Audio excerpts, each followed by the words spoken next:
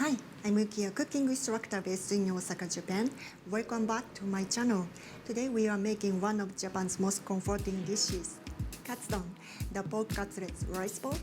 This recipe is also featured in my cookbook, Osaka At Home, a collection of Japanese-style home-style dishes I cook again and again. This book is available worldwide on Amazon, and you can also get the PDF version from my website. I filled it with beautiful photos, playful illustrations, and little stories that make each dish even more special. And as a bonus, I prepared a free downloadable grocery shopping list. You will find the link in the description below. Keep it on your phone so you will never forget an ingredient. Alright, let's get started. Here's how to make a delicious katsudon. For those of you who already have my cookbook, Osaka at Home, thank you so much. You can turn to page 21-22 and follow along step by step.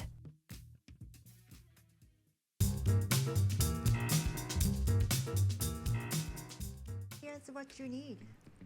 All these seasonings are easy to get, so no worries. You can check the link for how to make dashi.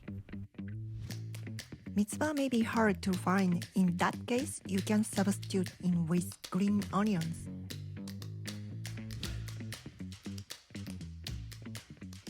This is cooked rice.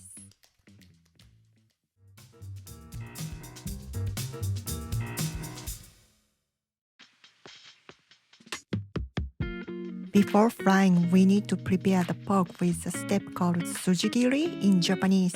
It means making small cuts in the connective tissues between the fat and the lean meat. If you skip this step, the cutlets will shrink and curl up during frying, which makes it harder to serve nicely on the top of the rice. Use the tip of your knife to make several small incisions along the edge. If the meat is thick, flip it over and repeat on the other side. 6 or 7 cuts should be enough. Season with salt and pepper. A gentle tap helps it absorb and brings out the flavor later.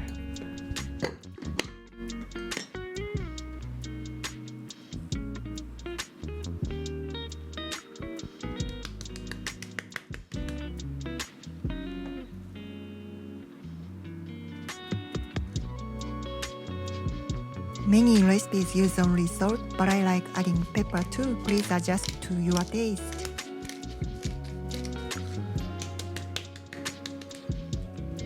Season the other side with salt and pepper as well. It's important to add a base flavor to both sides.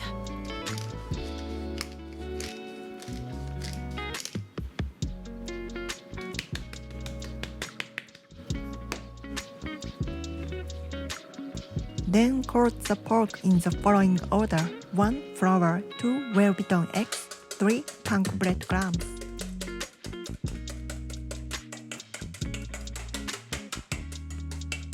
Beat the egg well. Lumps makes it harder to coat the meat.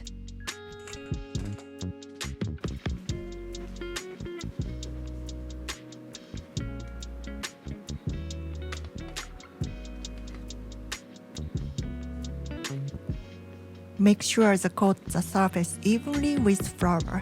By gentle tapping off the excess, you will achieve a thin, even layer. A lighter coating prevents excess oil absorption and gives a crispy texture.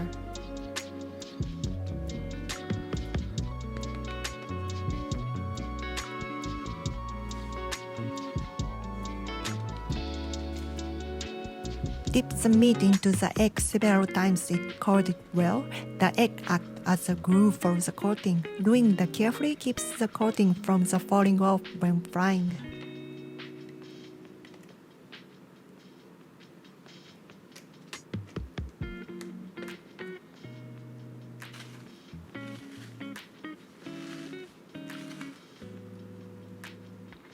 The key to a delightfully crisp texture is to use a generous amount of panko and press it firmly onto the meat with the palm of your hands.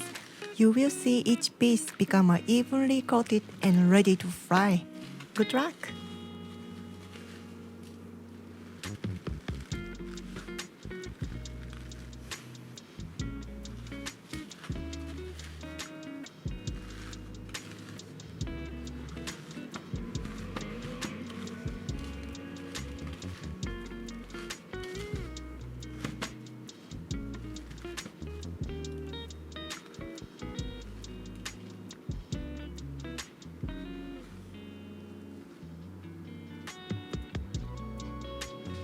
Arrange them on a tray and freeze before frying.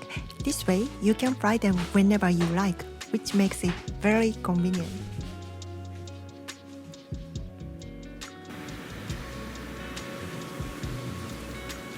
To check the oil temperature, drop a few breadcrumbs into the pan. If they turn golden brown right away, that's a sign the oil is ready. Using a large pot gives even heat, but today I will show you a handy technique called shallow frying. It's perfect when you are making katsudon for 1 or 2 people. It saves oil and makes cleanup much easier. If you have an air fryer, you can use that as well, or drizzle a little oil and bake it in oven at about 225 degrees Celsius for 10 minutes. Here, you can see I'm using a small shallow pan with oil. If parts of cutlets is not covered, simply spoon or drizzle hot oil over the top of with tongue. While frying, scoop out any loose breadcrumbs from the oil. This prevents the oil from burning and keeps the cutlets golden and clean. Using a draining tray like this helps remove excess oil and gives a better result. It reduces greasiness and makes the texture lighter and crispier. Slice the onion to about this thickness. If it's too thin, it loses texture, and if it's too thick, it won't cook through and the sauce may reduce too much.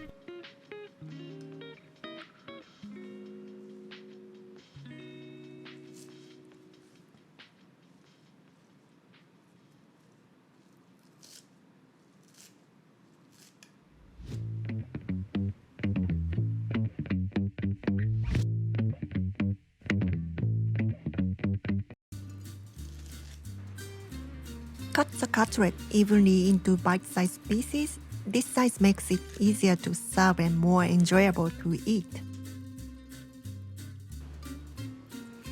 Did you know that kombu and katsuobushi date back to 7th century in Japan? They've become a true part of Japanese food culture. I love making dashi with this combination. It's so addictive. That's because the glutamate in kombu and the inositol in katsuobushi work together. When combined, they make the umami up to 8 times stronger. And it's not just delicious, it's also healthy.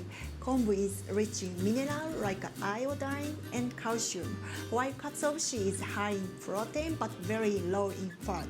So dashi adds deep flavor without adding heaviness. This is why I love Japanese cuisine, it's dashi culture. So try making your own dashi at home with kombu and katsuobushi. And remember, you can even reuse them afterwards. I've shared the recipe link below.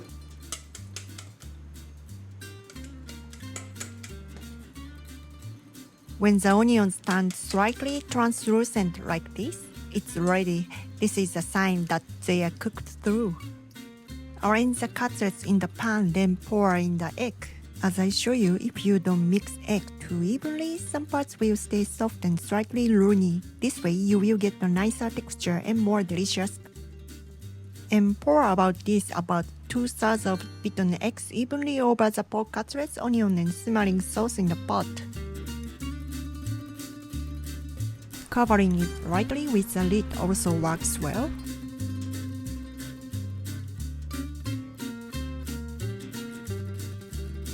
Once the egg begins to set, drizzle and remaining 1/3 of the beaten eggs over the mixture. Immediately add the mitsuba, then turn off the heat right away and cover with a lid.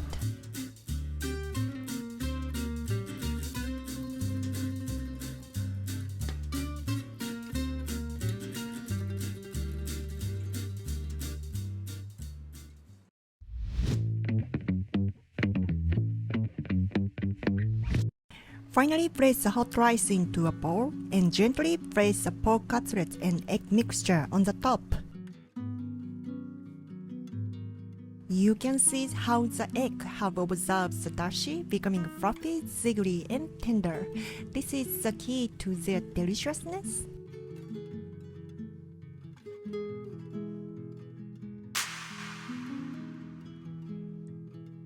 Itadakimasu.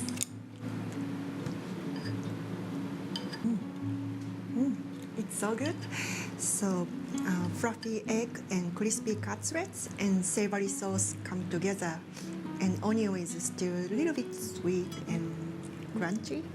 So I hope you will try making this dish, katsudon, at home. It's easier and quicker than you thought. So happy cooking. Bye.